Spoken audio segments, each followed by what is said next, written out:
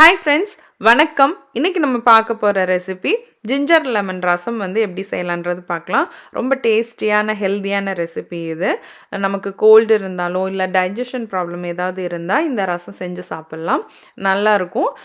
கோல்டுக்கு ரொம்ப இதமாக இருக்கும். ஆக்சுவலாக இந்த ரசம் நல்ல வாசனையாகவும் இருக்கும். ஸோ இந்த ரசம் எப்படி பண்ணுறதுன்னு பார்க்கலாம். வாங்க வீடியோ பார்க்கலாம்.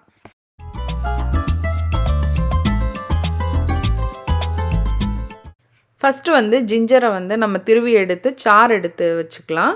இப்படி நம்ம கிரேட்டரில் போட்டு திருவினோன்னா ஈஸியாக நமக்கு இஞ்சி சாறு கிடச்சிரும்.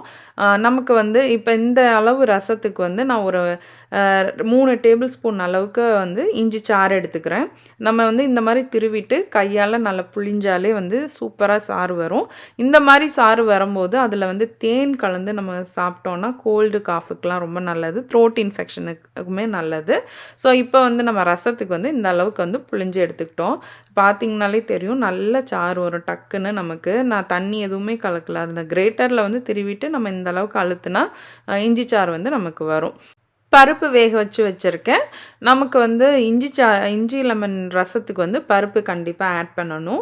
அளவுக்கு தகுந்த மாதிரி நம்ம ஆட் பண்ணிக்கலாம். ஸோ நான் இந்த அளவுக்கு பருப்பை எடுத்து வச்சுருக்கேன். அதுக்கப்புறம் லெமன் ஜூஸ். நான் என்கிட்ட இங்கே பெரிய லெமனாக இருக்கும். அதனால் நான் அரை எலுமிச்சம்பழம் புழிஞ்சு சாறு எடுத்திருக்கேன். நம்ம ஊரில் சின்ன எலுமிச்சம்பழமாக இருந்தால் ஒரு எலுமிச்சம்பழம் சாறு எடுத்து வச்சுக்கணும். ஸோ இப்போ நமக்கு முன்னாடி நமக்கு இஞ்சி சாறு, லெமன் ஜூஸு, பருப்பு இதை ரெடி பண்ணிக்கணும். அதுக்கப்புறமா ஒரு பாத்திரத்தில் ஒரு 1.5 தக்காளி நான் கட் பண்ணி போட்டிருக்கேன். மஞ்சத்தூள் சேர்த்துருக்கேன். அதுக்கப்புறம் பெருங்காயத்தூள் சேர்த்துருக்கேன். ஸோ இதெல்லாம் சேர்த்ததுக்கப்புறமா நான் இஞ்சி சாறை ஃபஸ்ட்டு நான் ஊற்றுறேன். லெமன் ஜூஸ் இப்போ நம்ம ஆட் பண்ணக்கூடாது, எண்டில் தான் ஆட் பண்ண போகிறோம். இஞ்சி சாறை ஆட் பண்ணிவிட்டு தேவையான அளவு உப்பும் சேர்த்துக்கிறேன்.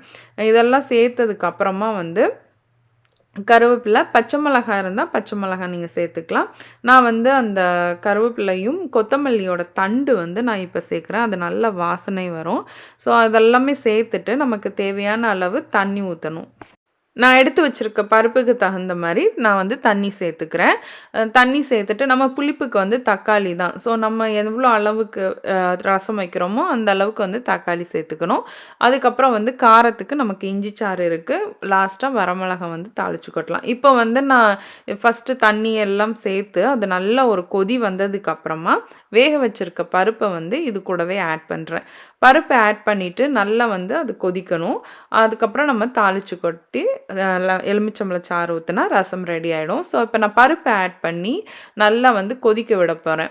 அது கொதிக்கிற கேப்பில் நான் தாளிக்க போகிறேன். நான் என்னென்ன போட்டு தாளிக்கிறேன்னா, நான் சீரகம், மிளகு, வரமிளகா, அதுக்கப்புறம் கொஞ்சமாக கடுகு. ஸோ இதெல்லாம் சேர்த்து நல்லா நான் தாளித்து இதில் நல்ல பருப்பு நம்ம சேர்த்ததுக்கப்புறம் இந்த அளவுக்கு கொதி வந்தோடனே நம்ம தாளித்து வச்சுருக்கிறத நான் இது கூடவே ஆட் பண்ண போகிறேன். அப்புறம் கொத்தமல்லி இலையும் கருவேப்பிலை இலையும் இன்னும் கொஞ்சம் நான் லாஸ்ட்டாக சேர்க்குறேன். ஸோ இதெல்லாம் சேர்த்து தாளித்ததையும் நம்ம ஆட் பண்ணிவிட்டு இப்போ பார்த்திங்கன்னா நமக்கு ரசம் ரெடி ஆகிடுச்சு. எண்டில் அடுப்பை ஆஃப் பண்ணதுக்கு அப்புறமா நான் லெமன் ஜூஸ் ஊற்றுறேன். ஸோ இப்போ நல்லா நான் தாளித்ததெல்லாம் போட்டு நல்லா மிக்ஸ் பண்ணிக்கிறேன். மிக்ஸ் பண்ணதுக்கப்புறமா நான் லெமன் ஜூஸ் எடுத்து வச்சுருக்கோம்ல, ஸோ அந்த லெமன் ஜூஸை நான் இது கூடவே ஆட் பண்ணுறேன். நம்ம மூடி வச்சிட்டோன்னா நமக்கு ரசம் ரெடி ஆகிடும். அடுப்பை ஆஃப் நான் சிம்மில் தான் வச்சுருக்கேன். லெமன் ஜூஸ் ஆட் பண்ணோன்னே அடுப்பை ஆஃப் பண்ணிடுவேன். ஸோ இந்த மாதிரி நம்ம ஒரு ரசம் செஞ்சு சாப்பிட்டோன்னா ரொம்ப டேஸ்ட்டாக இருக்கும், ரொம்ப ஹெல்த்தியும் கூட.